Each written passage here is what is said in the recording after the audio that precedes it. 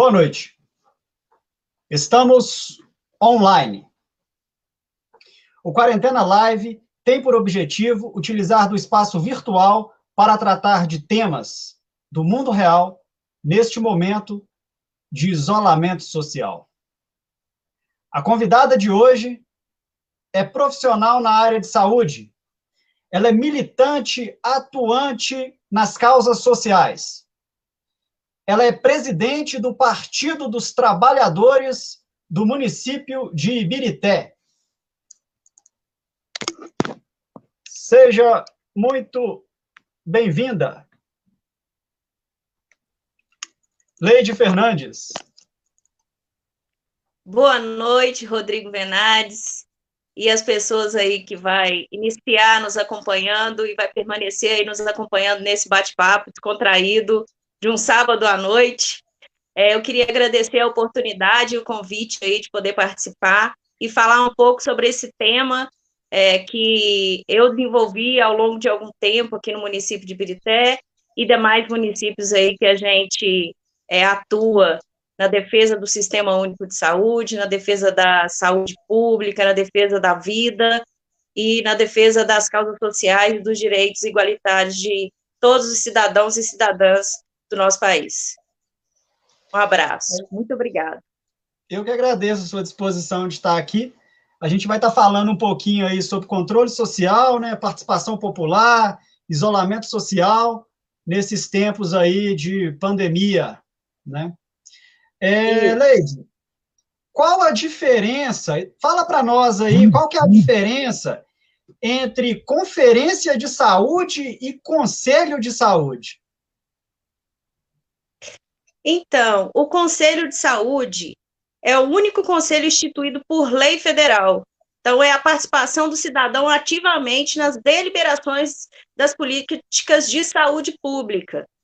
E as conferências, geralmente, elas acontecem a cada 4 anos. São os encontros, né? Tem as pré-conferências que precedem a conferência em todas as regiões de saúde, nos 3 entes da federação, ou seja, nos municípios, tudo isso estabelecido por uma lei municipal, né, quais seriam as regiões, e nessas conferências são debatidas as realidades locais, as dificuldades de acesso à saúde pública, a situação de todos os âmbitos, até do postinho de saúde, até a dificuldade de acessar o posto de saúde, etc. E aí vão formulando as propostas que são encaminhadas à conferência. E aí os delegados que saírem eleitos pelas regiões, na Conferência Municipal de Saúde, farão a apreciação e a deliberação das propostas que serão integradas no Plano Municipal de Saúde, nos planos aí de PPAG, né, nesses instrumentos de gestão, para que a Secretaria de Saúde desenvolva a política a partir da participação social e deliberação do cidadão, que é o principal ator na deliberação da saúde pública. Leide, só uma dúvida. Os membros eleitos do Poder Legislativo, vereador, deputado, eles podem fazer parte do Conselho de Saúde? Não. Como conselheiros, não. O Conselho Municipal de Saúde, ele é composto por 3 segmentos, sendo eles usuários, que é 50%, trabalhadores e gestores. E aí, dentro desses segmentos, podem ter também representantes de movimentos sociais, de organizações de representação dos trabalhadores, como sindicatos, como centrais sindicais, e no segmento de usuários, como movimentos sociais instituídos, que têm atuação, que conseguem comprovar isso. Isso eu falo segundo a nossa lei do Conselho Municipal de Saúde, que foi aprovada em dezembro e publicada no dia 16 de dezembro de 2019. Lei essa que nós tivemos aí uma participação muito importante na elaboração, né, e defesa e sanção dessa lei até a sua publicação pelo prefeito aí. É a Lei 2265. Entendi. Então, só para complementar um pouquinho aqui, essas pessoas não podem representar no Conselho de Saúde, porque caso... pode ser considerado conflito de interesses, né? Então, assim, o Legislativo ele já tem a prerrogativa de fiscalizar. Então, ele é um outro órgão fiscalizador, além do Conselho de Saúde. O Legislativo fiscaliza todas as políticas, né? Além de apresentar projetos de lei. O Conselho de Saúde, ele atua diretamente na saúde, então ele não interfere nas outras políticas. Entendi. Seria uma coisa mais voltada a popular mesmo, né? Para o usuário, para o profissional da área de saúde. Isso. Ô, Leide, dando um giro aqui, com relação à participação popular, estes levantes que a gente tem assistido aí contra o racismo, né, que iniciou lá nos Estados Unidos, com o assassinato do George Floyd, eles estão ganhando as ruas pelo mundo afora aí. Aqui no Brasil também, a gente está vendo aí, né, no último domingo, várias manifestações, vários levantes populares nesse sentido. Aqui em Ibirité tem trabalhado ou se movimentado nesse sentido? Olha, Rodrigo, com essa questão do isolamento social, né, as pessoas, apesar de estarem ainda muito nas ruas, eu tenho visto muito pouca ação direta no município de Ibirité em relação a esse tema. Mas é óbvio que já existe há muito tempo vários movimentos que discutem, né, o genocídio da população negra, que discute essas questões das violências em periferias, e a violência policial, a abordagem, né, a ação do Estado contra o indivíduo. Então, assim, inclusive um tema a ser discutido junto aos órgãos, aos partidos, como se movimentar para organizar essa política e esse movimento que pode nascer também do município de Ibirité para tratar esse tema tão importante, tendo em vista que o nosso município é um município que tem aí muitas aglomerações, né, muitas aglomerados, e aí tem um risco também social muito grande. Antes de eu passar para a próxima pergunta, eu vou só falar aqui de algumas pessoas que estão aqui assistindo a gente aqui. Eu gostaria de mandar um abraço aí, né? Guilhermina, a Geisa, o Wellington Roberto, né? O Léo Santos, o vereador Alan da Música, o Tony Souza também está acompanhando a gente aí, o Henrique Lazzarotti também está acompanhando, o Marcinho Grossi, né? A Marta Oliveira, a Franciele Samara. E o Henrique Lazzarotti, ele manda uma pergunta. A Andréia Santos também está assistindo a gente aqui. O Henrique Lazzarotti, ele manda uma pergunta, eu vou até ler ela aqui antes de eu passar para as outras perguntas aqui. Ele está parabenizando, né? Parabéns ao Rodrigo e à Leide pelo debate. Leide, você, assim como eu, se opõe ao modelo de privatização da saúde vigente em parte, hospital e UPA, hoje em Ibirité, mas independente disso, você não considera algo absurdo a prefeitura promover a alternância de OSs em plena pandemia? A OS que entra deverá assumir em setembro. Essa transição não vai dificultar nesse momento, causando um risco desnecessário em momento crucial? E ele manda para a gente aqui um forte abraço. Um forte abraço, Henrique. Forte abraço.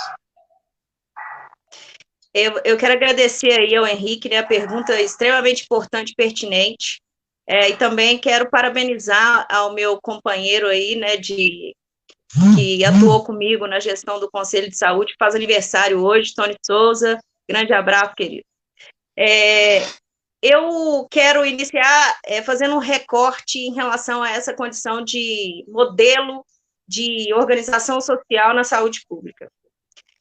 Foi elaborado um projeto-lei sancionado em 2014, na gestão do ex-prefeito Pinheirinho, que estabelecia a possibilidade de organizações sociais na saúde e em outras políticas.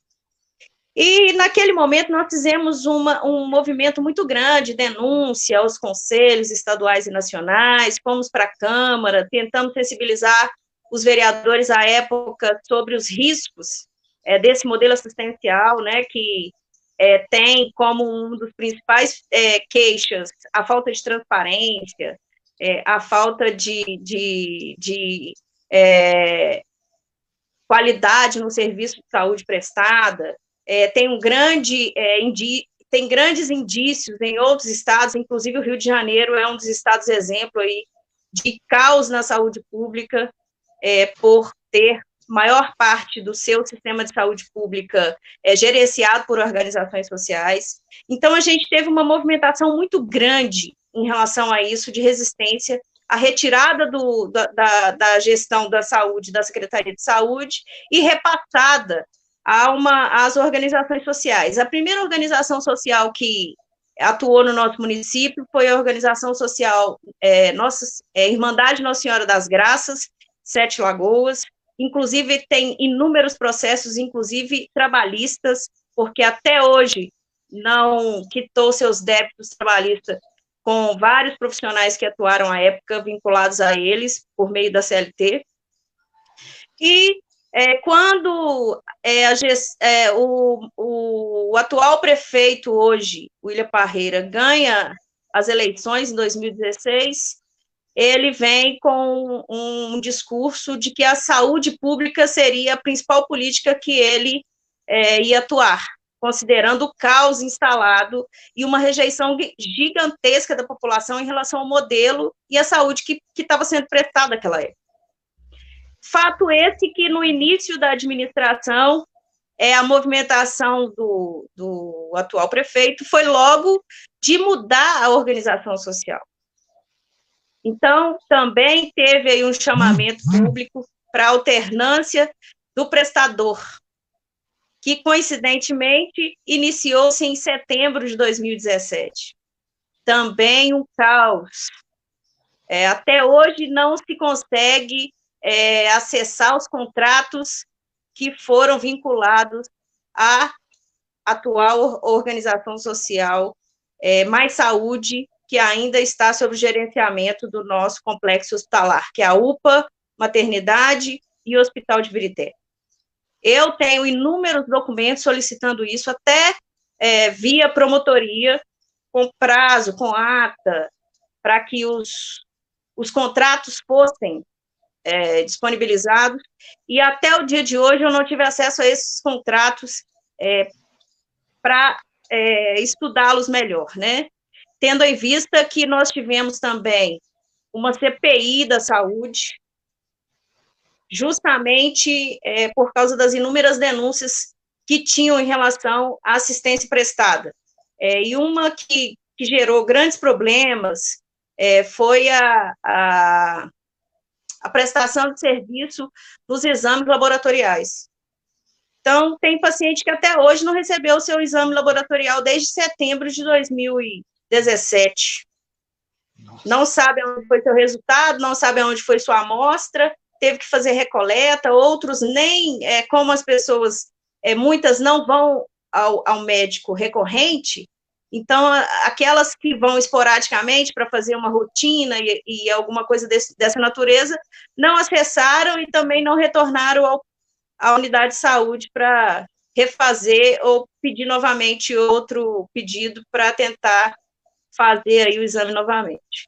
Então, o modelo de organização social é um modelo altamente questionável, com indícios de grandes desvios de finalidades, processos administrativos para contratação, assim, sem nenhuma transparência, né, sem nenhuma forma de fato fazer uma seleção que assegure a ampla publicidade, né, e a transparência que exige o princípio da administração pública. Então, eu sou uma das pessoas que tenho várias críticas e atuei enquanto presidente que fui do Conselho Municipal de Saúde desde 2015 até o final de janeiro de 2020, muito resistente a esse modelo e com grandes queixas e com inúmeras denúncias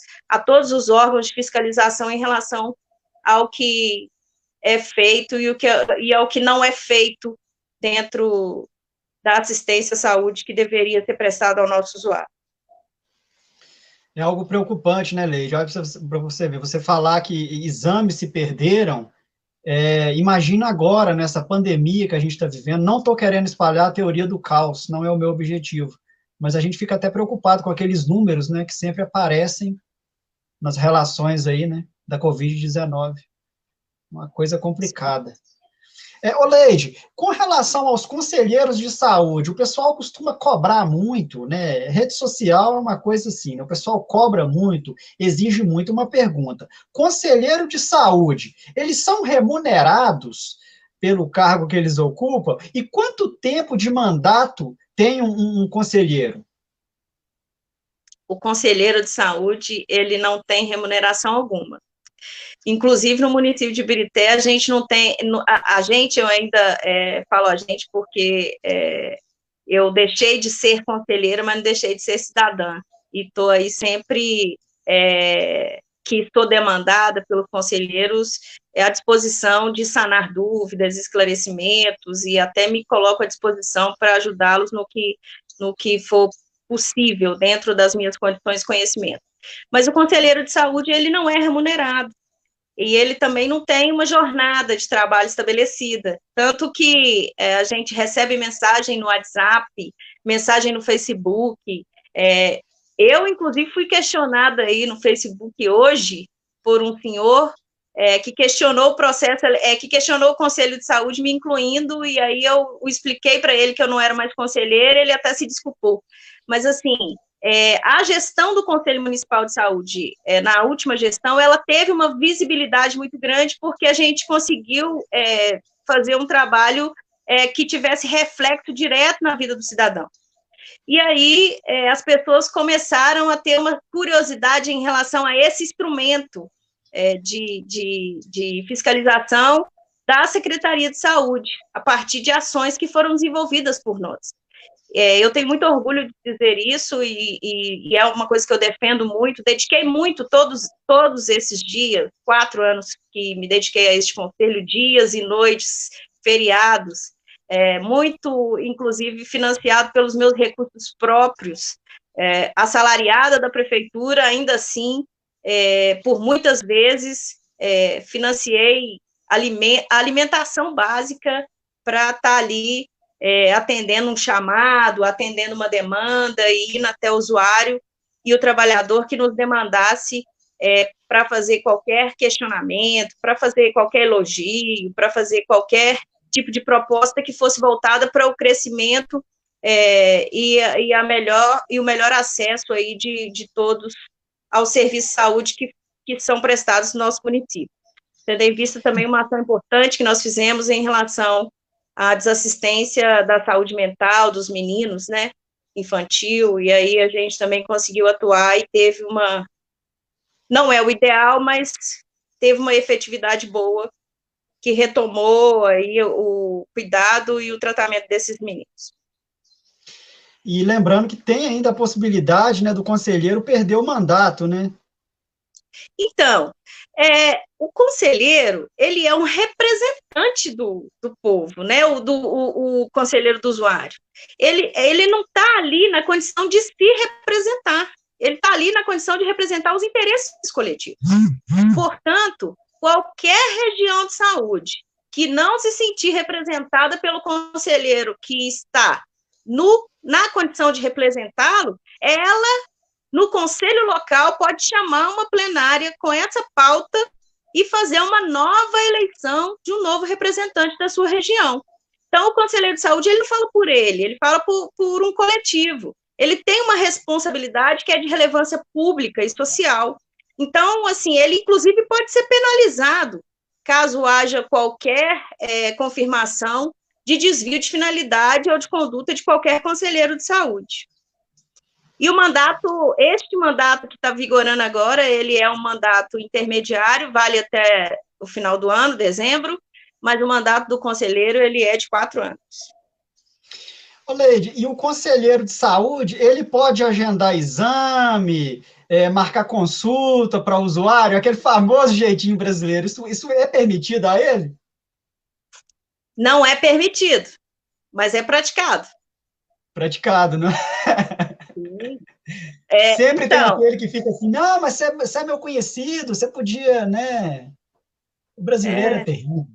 assim, é triste, né? A gente ri e tudo, mas é uma situação triste, porque você É, acaba violando o acesso dos demais que não tem aquele colega conselheiro para antecipar o seu acesso ao serviço, né? Então, assim, essa não é a função do conselheiro, essa é a função da Unidade Básica de Saúde, da Secretaria de Saúde, seguindo aí os parâmetros estabelecidos por cada patologia, por cada indicação, por cada exame, e também pela quantidade de número de exames e de acesso que estão disponíveis para toda a população. voltando aqui de novo aqui nos quarentenautas aqui, tem muita mensagem aqui hoje. Eu vou tentar ler à medida do possível aqui. O Tones, ele dá parabéns à Leide pelo excelente trabalho que tem feito, exercido. Só um momento. Que ela tem exercido, né, na época que foi conselheira municipal de saúde, né, ele fala que aprendeu muito com você, né, aprendeu muito com seu conhecimento, né.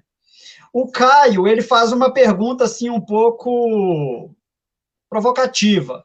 Ele pergunta por que o PT de Ibirité, ele bate tanto no prefeito, mesmo sabendo que existem pessoas da executiva do partido, só um momento, da executiva do partido na assessoria. Ele pergunta se isso seria uma forma de racha interno. Bom, esse não é um problema do Partido dos Trabalhadores, né? Esse é um problema do indivíduo. O Partido dos Trabalhadores, ele não está integrado na administração. Mas as pessoas, elas são autônomas. E elas têm o poder de decisão se elas aceitam ou não o convite para trabalhar. E aí, a gente foi questionado bastante aí nos últimos períodos em relação a uma pessoa que foi filiada e foi da executiva do partido, que está na administração com o salário teto máximo. Essa pessoa, ela não é mais militante do Partido dos Trabalhadores, atuou durante o período em que esteve construindo a política, debatendo internamente, mas é importante que as pessoas tenham a consciência de que a autonomia do cidadão, ela não é estabelecida pelos órgãos de instituição ao qual elas estão vinculadas. Então, não é o partido que vai definir o que a pessoa vai fazer na sua condição pessoal. Agora, é claro que se cometer qualquer ação que tenha reflexo na entidade, no partido, a gente tem, inclusive, eleito, né, num processo de eleições diretas, que é o nosso processo. A gente não é uma comissão provisória, a gente não é indicação, a gente é um processo democrático interno dentre os filiados para eleger o seu corpo diretivo, e pode ser passado por um processo de fiscalização e de sanção assegurado dentro do estatuto do partido pela comissão de ética. Então, aquilo que violar a ética interna, agora, aquilo que é de autonomia do cidadão, a gente não tem como interferir. É claro que há críticas de diversas naturezas, algumas até bem intencionadas, né, para colocar em xeque a representatividade do Partido dos Trabalhadores, que teve aí nos últimos períodos um achincalhamento da mídia para instituir e assegurar o golpe de Estado que foi que foi dado em 2016 na presidenta Dilma, democraticamente eleita e amplamente agora aí questionável todos os processos que foram realizados até que ela fosse destituída da sua condição de presidenta da República.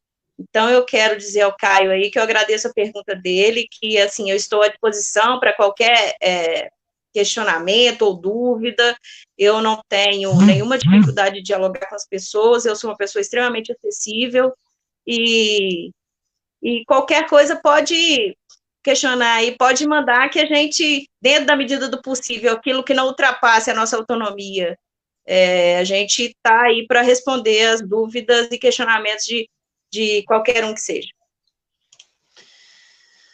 Leide, em todo município, o Conselho de Saúde deve avaliar e aprovar o plano de saúde. No caso da pandemia, o Conselho de Saúde é consultado para aprovação das medidas propostas pelo Executivo? No caso desse hospital de campanha, o Conselho foi consultado? Olha, se foi ou se não foi, eu não posso afirmar isto, porque hoje não estou na condição de conselheiro. Eu tenho vários questionamentos aqui de conselheiros que eles foram, agora, na próxima terça-feira, inclusive, que vai ter uma reunião, inclusive restrita, com a pauta do hospital de campanha. Então, assim, o que aconteceu foi o uso indevido de um artigo da lei que dá prerrogativa à mesa diretora de fazer ad referendo. Então, a maioria do que tem sido questionado pelos conselheiros é o seguinte: as pautas elas não são encaminhadas, as discussões não são feitas e eles não são sequer consultados. Tem uma mesa diretora que tem assinado todos os documentos, inclusive infringindo um parágrafo único do artigo da lei que estabelece que todas as deliberações, o conselho ele não é consultivo, ele é deliberativo e autônomo. Ele não é apenas para ser consultado, ele tem que deliberar sobre todo e qualquer recurso que tenha finalidade de gasto com a saúde pública. E o Poder Executivo ele tem obrigatoriedade de homologar e de publicizar isso nos órgãos de transparências, ou seja, no Diário Oficial. Então, assim, o que se foi publicizado foi um processo, né, de dispensa de licitação com essa pauta, com os recursos que seriam investidos, e a resolução do Conselho Municipal de Saúde deliberando positivamente sobre isso, não tem nenhuma publicidade. Então, isso tem sido polêmico, né? Inclusive, culminou aí na convocação da secretária na Câmara Municipal, na última segunda-feira, no dia 8. Foi, inclusive, barrado o acesso dos conselheiros à plenária, e a gestão tem tratado isso com um argumento de que para não aglomeração. E aí eu me pergunto o tempo todo qual o sentido de se fazer flexibilização do comércio, de liberar aí, né, os cultos religiosos. Eu quero dizer a toda a população de Birité que eu sou uma pessoa que eu me considero cristã, eu não sou doutrinada por nenhuma religião, mas eu sou uma pessoa cristã, eu creio em Deus, e eu comungo muito com China, de que o Estado é laico e que os espaços institucionais públicos, eles devem se manter autônomos em relação à fé. A fé é algo de foro muito íntimo. Então, acho que para desenvolver a fé não precisa estar aglomerado aí nos cultos religiosos. Mas, enfim, foi uma decisão do Executivo, né, de flexibilizar inicialmente os cultos religiosos e os salões de beleza, posteriormente todos os comércios, e aí o boom ascendente do número de casos confirmados, inclusive com óbitos, no nosso município de Covid. A gente sabe que na região de Birité, não só na região de Birité, mas nas regiões mais periféricas, o isolamento social é uma barreira, é um debate que precisa ser tratado com muita delicadeza, porque a condição social das pessoas as coloca na condição de risco de sair de suas casas para buscar o alimento e o pão de cada dia. Então, esse é um debate que precisa ter uma sensibilidade para ser feito.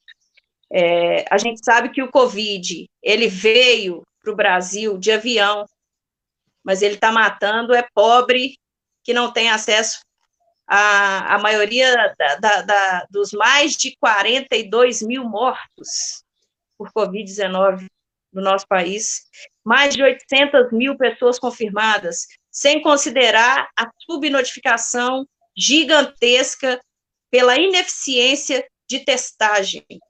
Então, assim, o Brasil está no ranking aí, o segundo país no número de mortos, e o primeiro país com o índice mais alto de contaminação pelo Covid-19. E aí, Rodrigo, a gente precisa conscientizar muito as pessoas e sensibilizar os gestores públicos sobre a importância do acesso mínimo social das pessoas para que elas possam ter na sua garantia a vida plena e da sua família. Sem falar nos profissionais de saúde, que já são mais de 500 profissionais de saúde que deixaram as suas famílias e passaram para um outro plano aí no enfrentamento ao Covid-19. Infelizmente, esse governo que a gente tem aí, a todo momento, ele tenta atacar e desacreditar a questão que o Estado é laico. Então, diante do posicionamento do governo de atacar o Estado laico, fica aquela brincadeira que eu faço aí, só Deus por nós, né? E você falou do China, o China está presente aí, já mandou dando boa noite, saudações aí. Boa noite, China. Eu também sou cristão, mas também compartilho do mesmo pensamento seu. Eu acho que cada qual no seu lugar e as coisas não podem acabar se misturando, não. Eu acho que religião é religião, política é política. Ô, Leide, a Lei 8.142/90, ela trata sobre a participação popular e o controle social. Ela veio para reforçar uma diretriz do SUS, né, que seria a participação da comunidade na gestão do SUS, né? Como é realizado as transferências dos recursos financeiros. Enfim, a lei permite tal transparência. Como profissional da saúde e ex-conselheira, como essa lei é aplicada no município, pelo menos no período que você teve à frente do conselho? Então, a participação da comunidade, ela é estabelecida antes da Lei 8.142, ela está na Carta Magna, que é a Constituição da República, em seu artigo 198, que trata a participação da comunidade sobre as deliberações e decisões da saúde pública. Está entre os artigos 196 e 200 da Constituição, que trata esse tema. E aí a Lei 8.080, que é a lei que define, que estabelece o Sistema Único de Saúde, de 90 também, e posterior à Lei 8.142, que é a Lei do Controle Social, que aí trata como será a participação do cidadão e cidadã na decisão e deliberação e fiscalização da política pública de saúde e o investimento dos recursos. Eu, como profissional de saúde há 19 anos aí, com muito orgulho do Sistema Único de Saúde, é uma política que eu defendo mesmo e que eu trabalho no meu cotidiano para melhorar a cada dia. Eu vejo que há uma violação muito grande, principalmente pela falta de conhecimento das pessoas em relação a essa política, e não só a sua responsabilidade no poder de decisão. Então, o cidadão e cidadã, o profissional e o gestor, eles têm interativamente o poder de deliberar sobre determinadas políticas estabelecidas por essa lei. e aí todos os recursos devem ser fiscalizados através dos relatórios anuais de gestão, os planos municipais de saúde, que vigoram durante 4 anos, inclusive eles não são estáticos, eles podem sofrer alteração a partir da demanda, né? Por exemplo, nós estamos vivendo hoje no mundo uma pandemia que não estava previsto em nenhum livro, nenhuma teoria, que em 2020 e final de 2019 e 2020, o mundo viveria uma pandemia, uma crise sanitária gigantesca que nós estamos vivendo hoje. Então, é isso. Se apropriar, né, a principal arma do cidadão é o conhecimento. O conhecimento é o que liberta as pessoas. Então, é fundamental o exercício da educação, o exercício de ler, o exercício de pesquisar e de se apropriar dos direitos que nos cabem, enquanto profissional e cidadã, mas também todos e todas que têm aí como o autônomo o poder que emana do povo a partir do Estado Democrático de Direito de 1988.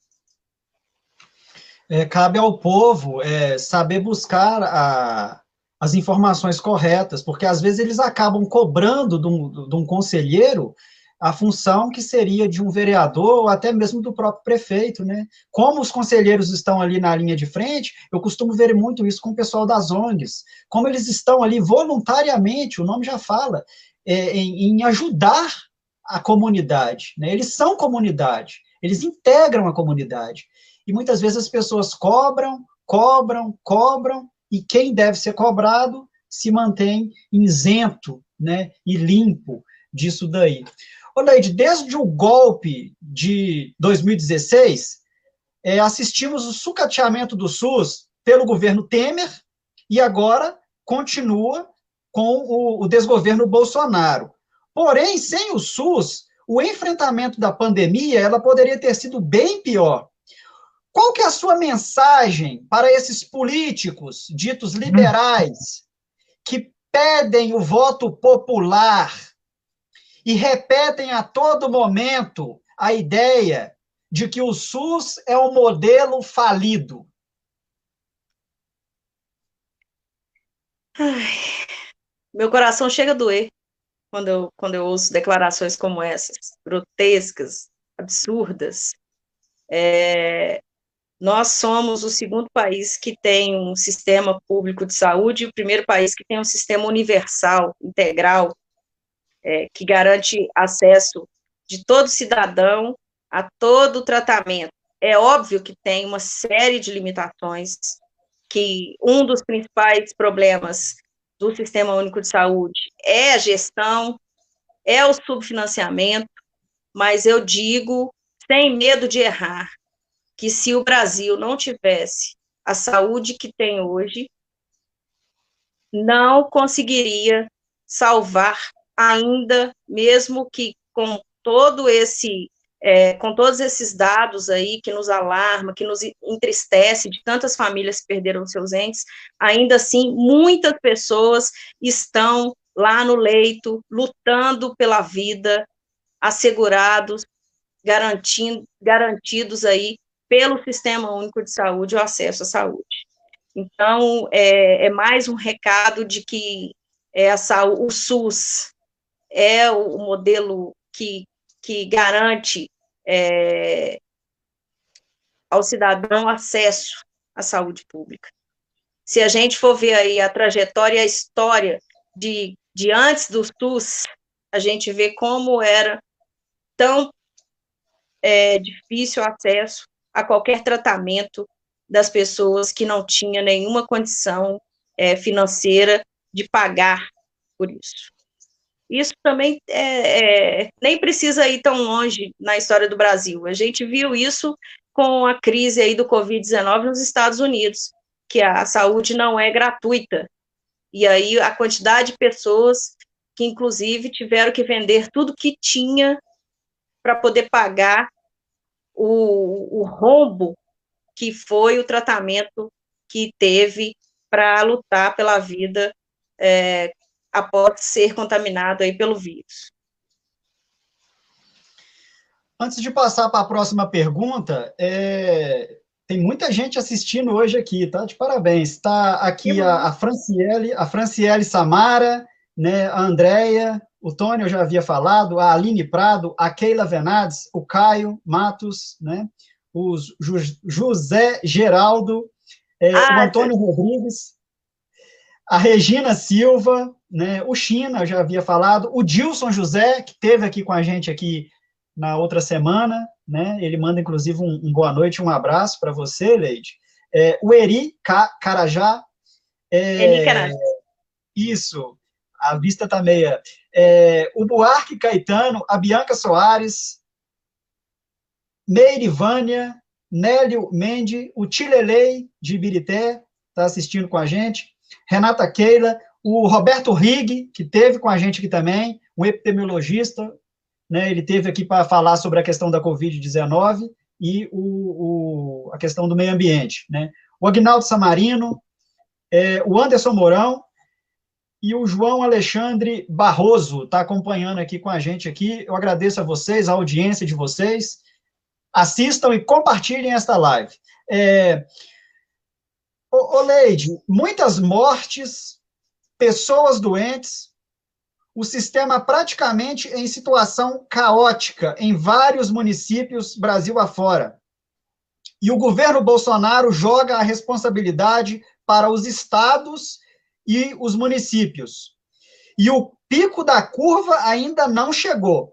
Você, como profissional da saúde, te bate um desespero em pensar esse tipo de coisa? O que nós, meros cidadãos comuns, leigos, podemos esperar do que ainda nos aguarda? Olha, Rodrigo, eu vou te falar, assim, por mim, pela uma experiência individual e muito pessoal, eu fui aí várias vezes cobrada das pessoas por ter estado, às vezes, até um pouco ausente.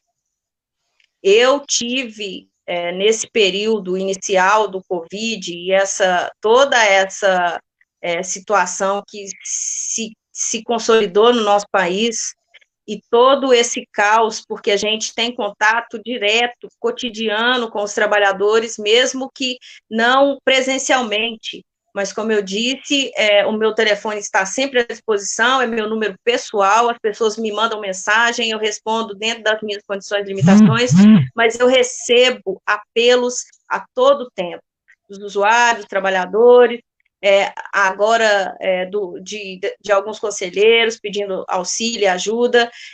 Isso comprometeu muito a minha saúde psicológica, porque eu, como profissional de saúde, e em casa com uma criança, né, de 3 anos, eu tenho a minha filha, acho que a maioria das pessoas que estão assistindo conhece a Valentina, o meu bem maior, então, assim, é um risco grande eu olhar para ela e ver toda essa situação e ver a serenidade, a simplicidade de uma criança de não ter noção do risco em que corremos, né?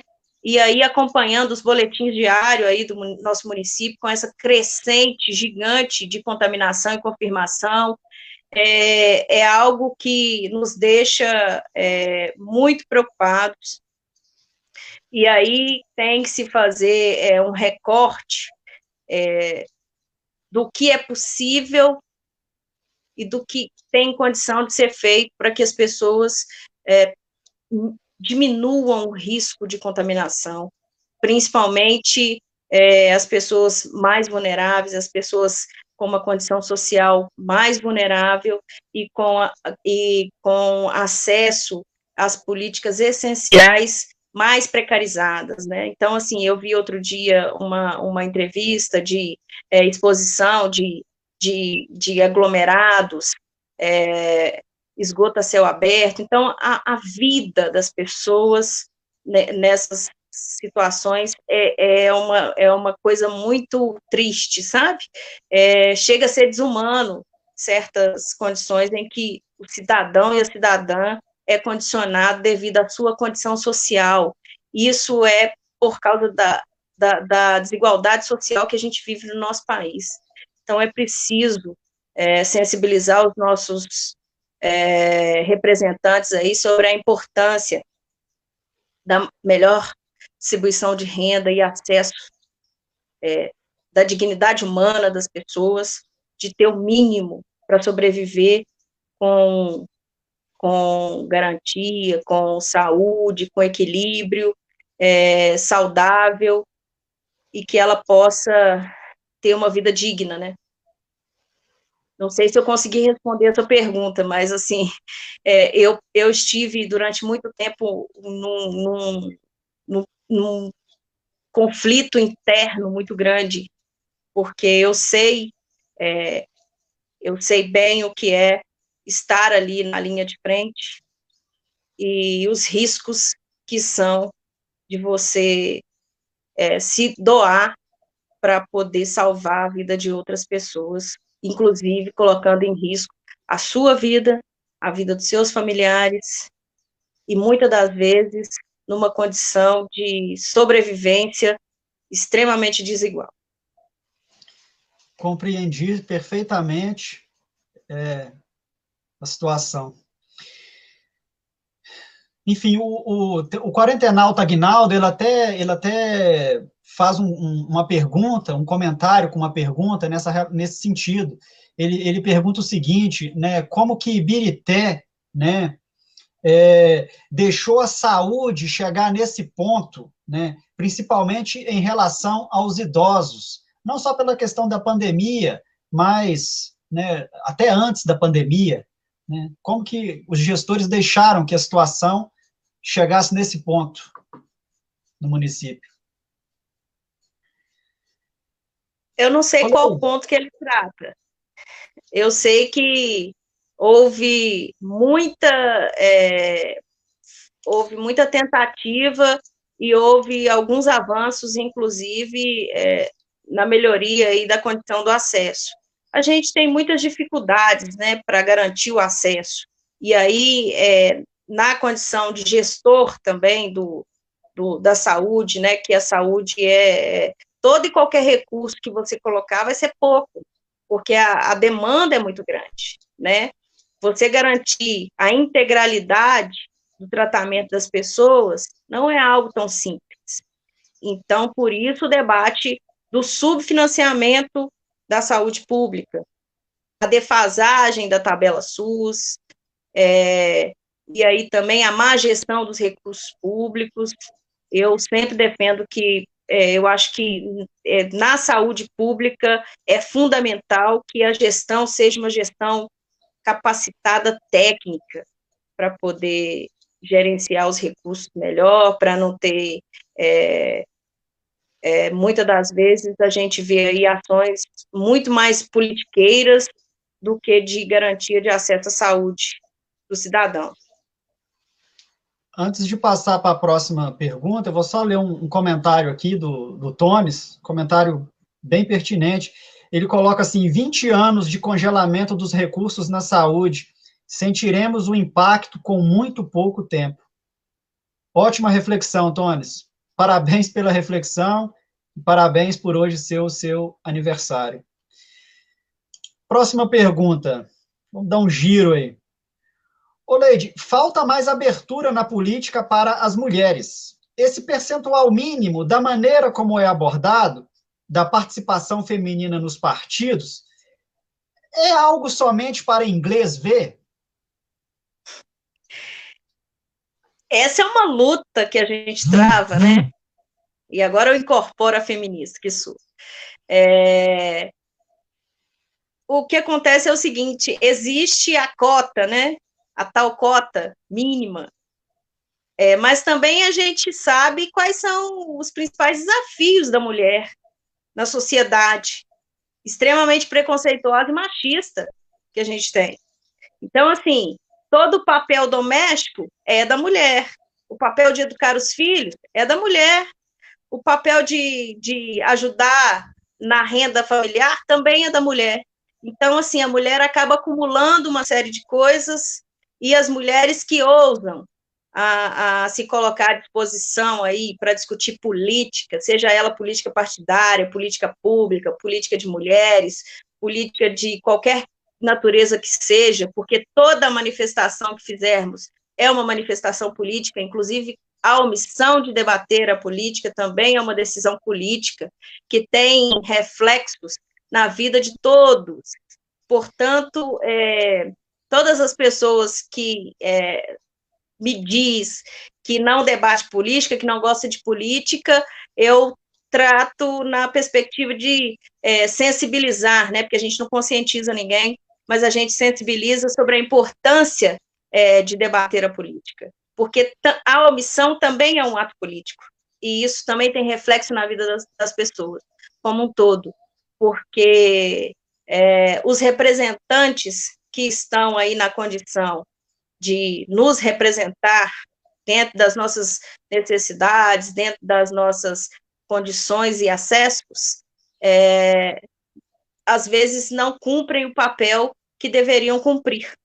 E isso é o que reflete na vida da gente cotidiana. E aí as mulheres precisam se empoderar mais e se colocar nos espaços de discussão, se colocar como voz de comando e fazer as disputas necessárias para que a gente esteja cada vez mais nos espaços de deliberação, nos espaços de decisão e representação, levando aí as nossas reflexões em relação à vida e em relação a todo o contexto que nos coloca nessa sociedade extremamente machista.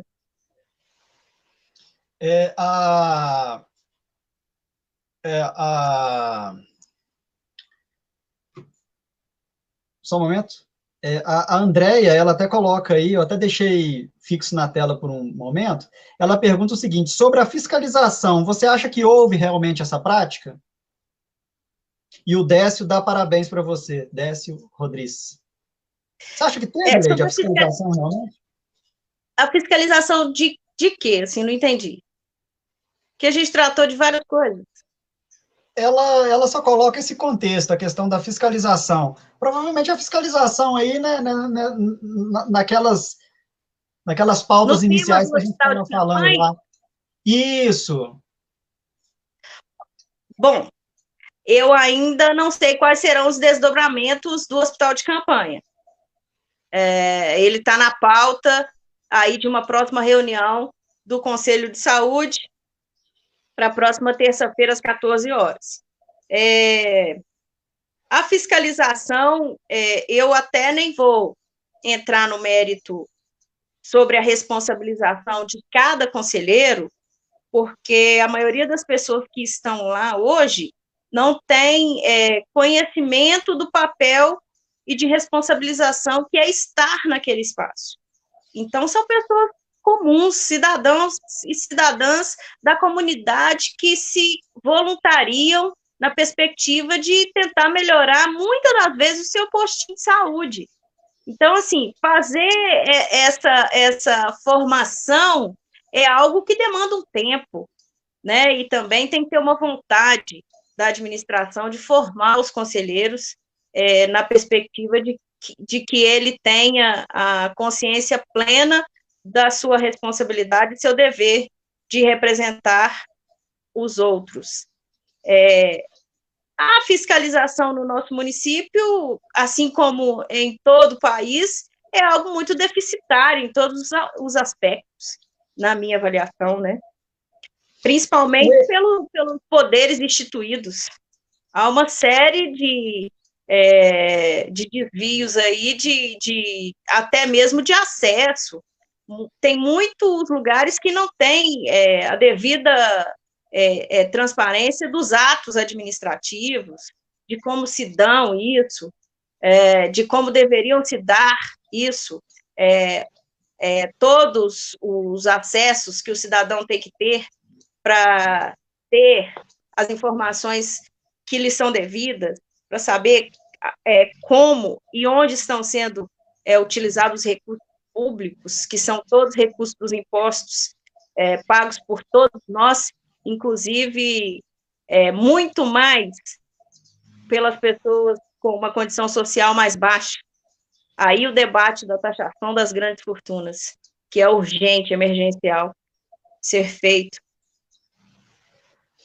O Eni, ele manda uma pergunta interessante. Eni Carajá, ele manda o seguinte: Ibirité é um município com grande futuro. Nesse novo inédito pós-pandemia, você acha que esse futuro dependeria de uma transformação política com uma completa renovação na Câmara e na Prefeitura? Sim, claro.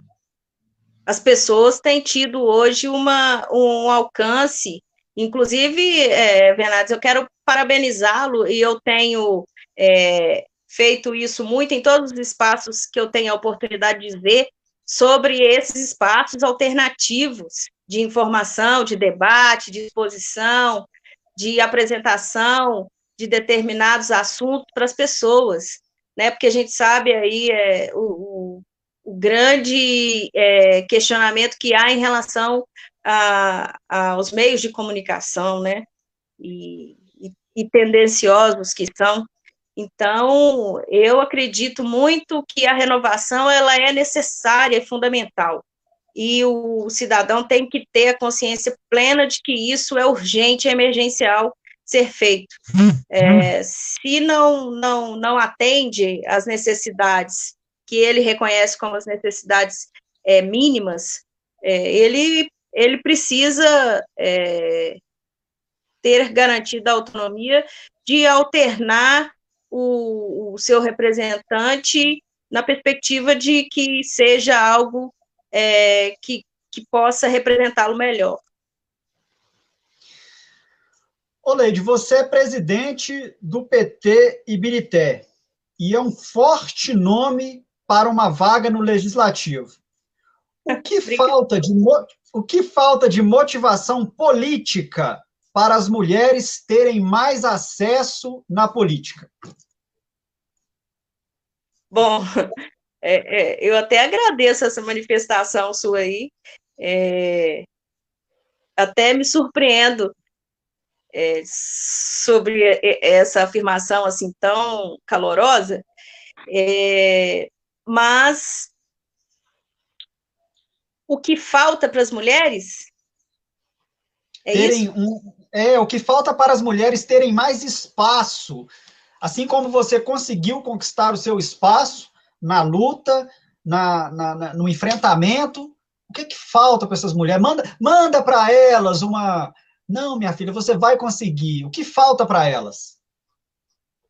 Olha, coragem. Tenham coragem. Não tenham medo. Uma voz que se exalta sobre você. Claro que com a sensibilidade nós mulheres, nós vamos rebatê-la com o nosso conhecimento, com a nossa capacidade de fazer diferente, de mostrar que algo pode ser diferente, pode ser muito melhor a partir da nossa visão. Eu tenho certeza que o espaço da política é o espaço das mulheres, e eles precisam ser ocupados, e aí precisa ter um incentivo mesmo, e o encorajamento dessas valorosas mulheres aí, que a gente tem muitas mulheres que lutam aí, que estão invisíveis aí para a sociedade, mas que lá no seu cantinho, na sua condição, está aí fazendo a diferença e conseguindo fazer com que a sua voz tenha reflexo na vida de outras pessoas, até mesmo sem que essas pessoas saibam que a partir de determinada outra mulher é que ela conseguiu garantir aquele acesso a alguma coisa que ela precisava tanto. Então, as mulheres precisam se vestir das armaduras de Mulheres Maravilhas e arregaçar as mangas e ir para a luta.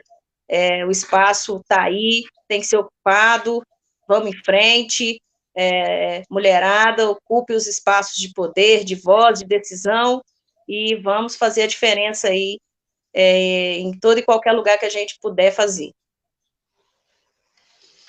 A questão que eu falei que é um nome forte, Leide, não é coisa da minha cabeça, não. Isso é a voz das ruas e das redes.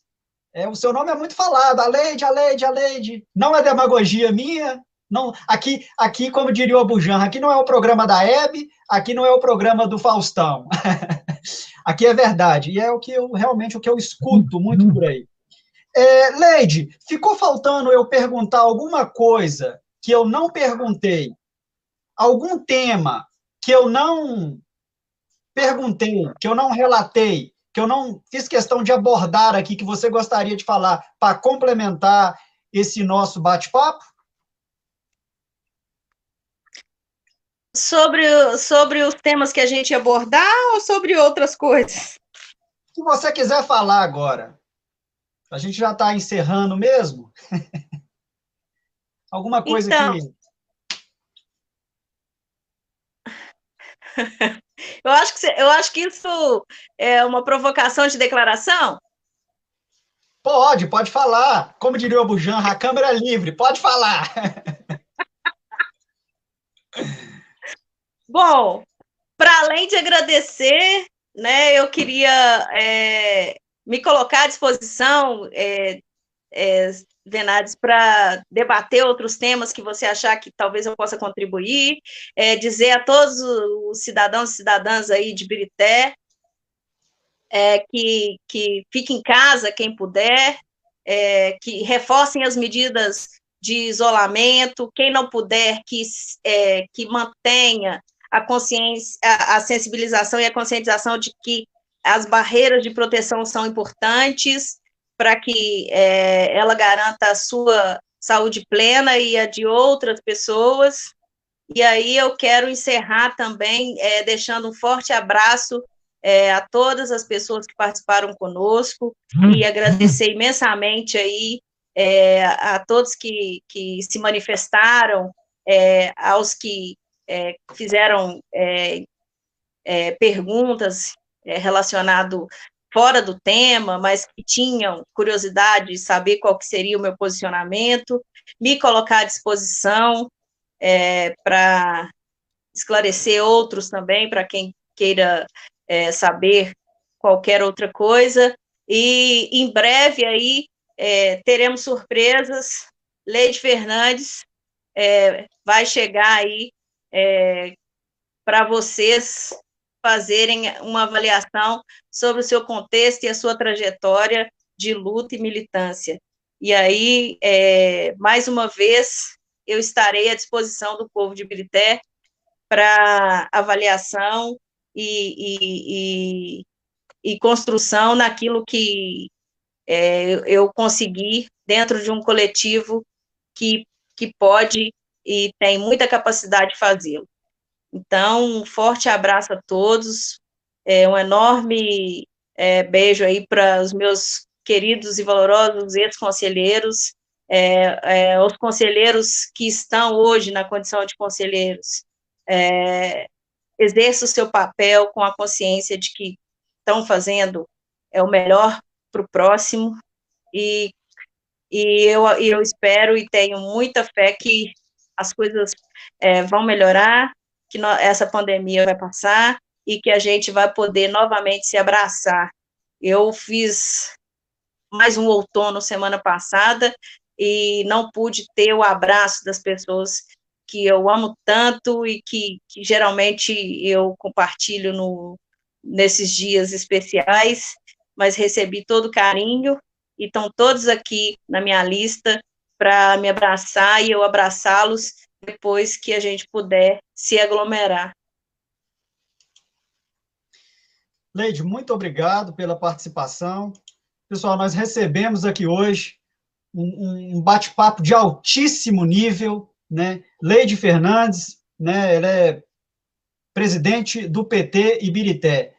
Aliás, o Quarentena, todos os convidados que vêm aqui são sempre pessoas de altíssimo nível. Aqui o debate flui, né? O tempo fica aí restrito, né? Se deixar a gente várias madrugadas conversando, acaba que eu tenho que restringir. Todos os convidados até hoje sempre foram pessoas de altíssimo nível, né? Aqui o debate flui mesmo, né?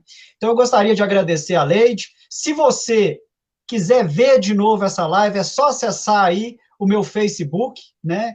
Ou nesse canal, ou pelo perfil, ou pela página, né? Que é o @Venades, né? E eu peço para vocês, depois, entrarem lá no YouTube e se inscrever no meu canal de YouTube, porque quem sabe, futuramente, poderíamos transmitir a live pelo Facebook e também pelo YouTube. Para isso, eu preciso da contribuição de vocês se inscreverem lá, porque eu preciso lá de 1.000 inscritos para estar fazendo essa transmissão. Lembrando que na próxima quinta-feira eu irei receber aqui no Quarentena o cientista político Rudá Risse, né, que, para quem não sabe, ele foi aluno do Paulo Freire, né? Então, as pessoas aí que gostam de falar do Paulo Freire, tão bem quanto mal, se liga aí, semana que vem, dia 18, às 19 horas, vamos aí estar recebendo aí o Rudá. Leide, muito obrigado, eu agradeço a vocês que ficaram aí, acompanharam o Quarentena até agora, agradeço a participação de todos, infelizmente não deu para ler as mensagens de todo mundo, né, as mensagens, pessoas parabenizando pelo programa, parabenizando a Leide, felizmente não deu para ler de todo mundo, né, à medida do possível, eu vou entrar e vou responder depois, porque as mensagens vão ficar todas aí, te dou a liberdade também, Leide, se você tiver um tempo disponível, que quiser responder alguns aí, algumas dúvidas que ficaram, é só entrar, a live vai estar lá no Face mesmo, é só entrar e responder, e é isso aí, gente, muito obrigado, fiquem com Deus e até a próxima. Tchau, tchau. Abraços para vocês.